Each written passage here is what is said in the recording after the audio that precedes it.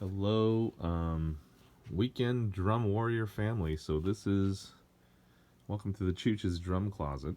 I think this is like the inaugural ever, like, you know, hanging around in the closet and then making a video. But I just wanted to talk about how I set up the click system for me.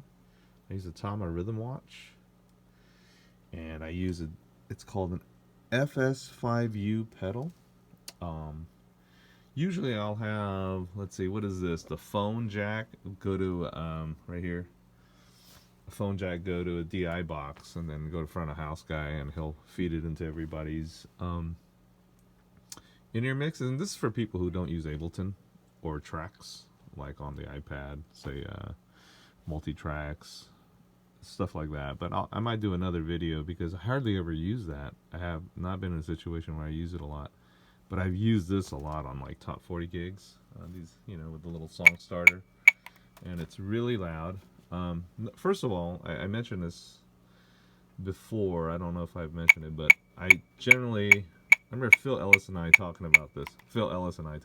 He's a fantastic drummer, huge fan. But some people like to have that accent on, doop doop. And so when we finish a song, and we want whoever the instrumentalist, like say a guitar riff, like a guitarist or a keyboardist, to start the next song. And so if I hit the foot switch,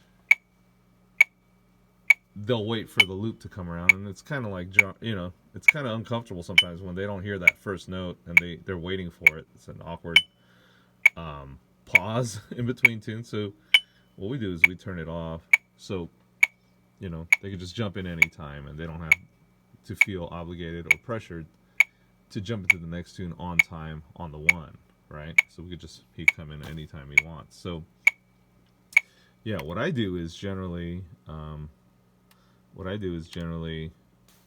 say, when I'm playing a tune,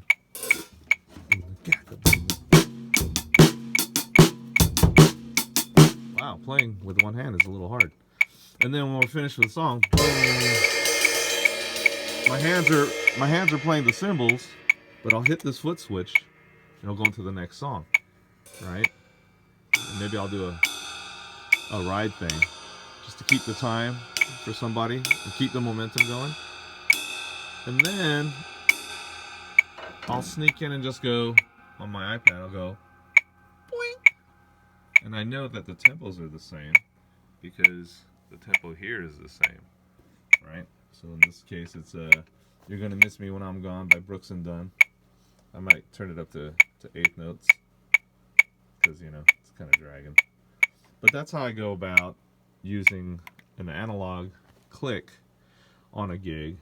Like Kenny Sherritts would say, he would never roll in on a top 40 gig without a click, and I understand. It depends upon what kind of improvisational band you're part of, but for the most part, I take it with me everywhere I go. It's usually the click. It's clamped on there. Then I'll just use an instrumental cable. And this pedal I found by accident. My friend who's a guitarist was just gonna chuck it. Forgive the pun, but I decided, hey man, just give it to me. And then years later, I see this little remote, feature on the Tama Rhythm Watch, and I said, oh shoot, well let me see if that works. And there was a setting on this foot pedal where it would do continuous or it would just do one at a time. It's this weird little switch. I think it's right here. Yeah. And so I just toggled between the two, and I noticed, oh my goodness, I could actually go hit into the next tune and do a cymbal wash or trash, and use my foot to progress to the next song. And then whoever's starting the next song could hear it, or I could hear it. So in the middle of my cymbal wash, I'll probably like register my cymbal wash. Okay, I hear it. 1, 2, 3, 4. I might do the slosh on the hat so everybody hears, or I'll click it off, or I'll just yell it out. But that's how I go about utilizing this Tama Rhythm Watch along with this foot pedal. It comes really in handy. And then I always have a stick holder on both sides. And I'll do another video on that, I guess. Boy, videos upon videos just kind of influencing itself. And I use a duct tape. I use a lot of duct tape, or not duct tape, excuse me, gaff tape, and on areas when it's dark on the stage. And then also a lot of industrial strength Velcro from like my stylus. I'll do another video on that. The applications for those, like practice drum heads, and my foam, the Evans foam, because they fly off. Because I guess I hit hard. They just tend to fly off in the middle of tunes when I'm practicing. And so I'll use industrial strength. But anyways, hope you enjoyed this video. And yeah, happy gigging.